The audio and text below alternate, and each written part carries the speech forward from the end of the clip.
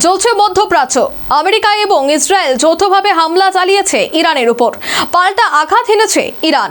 যুদ্ধকালীন পরিস্থিতি মধ্যপ্রাচ্যে আটকে পড়া ভারতীয়দের বাঁচাতে নতুন পদক্ষেপ কেন্দ্রীয় সরকারের। প্রধানমন্ত্রী সোমবার ম্যারাথন বৈঠক ক্যাবিনেট কমিটি অন সিকিউরিটির। গত 28শে ফেব্রুয়ারি আমেরিকা এবং ইসরায়েল যৌথভাবে আক্রমণ চালিয়েছে ইরানের উপর, যার কারণে গত 72 ঘন্টা ধরে চলছে মধ্যপ্রাচ্য। হামলায় নিহত হয়েছেন ইরানের সর্বোচ্চ নেতা আয়াতুল্লাহ আলী খামেনির পাশাপাশি 85 জন ছাত্রী এবং 20 জন মহিলা ভলিবল খেলোয়াড় প্রাণ হারিয়েছেন এই আক্রমণে। এই পরিস্থিতিতে চুপ করে নেই ইরান।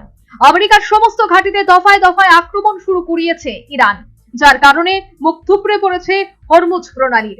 যুদ্ধের কারণে একাধিক দেশে আটকে পড়েছেন ভারতীয়রা। দেশে তাদের কিভাবে ফিরিয়ে আনা যায় এই বিষয়ে যথেষ্ট সচেতন প্রধানমন্ত্রী নরেন্দ্র মোদী সহ কেন্দ্রীয় সরকার।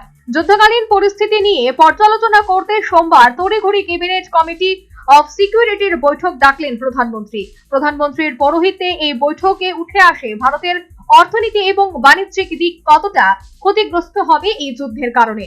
পাশাপাশি যে সমস্ত ভারতীয় নাগরিক মধ্যপ্রাচ্যের দেশগুলিতে আটকে রয়েছেন তাদের কিভাবে দেশে ফিরিয়ে আনা যায় সেই বিষয়ে গুরুত্বপূর্ণ আলোচনা অনুষ্ঠিত হয় বৈঠকে প্রধানমন্ত্রী বলেন, সমস্ত কূটনৈতিক রাস্তা খোলা রাখতে চাইছে ভারতীয় সরকার।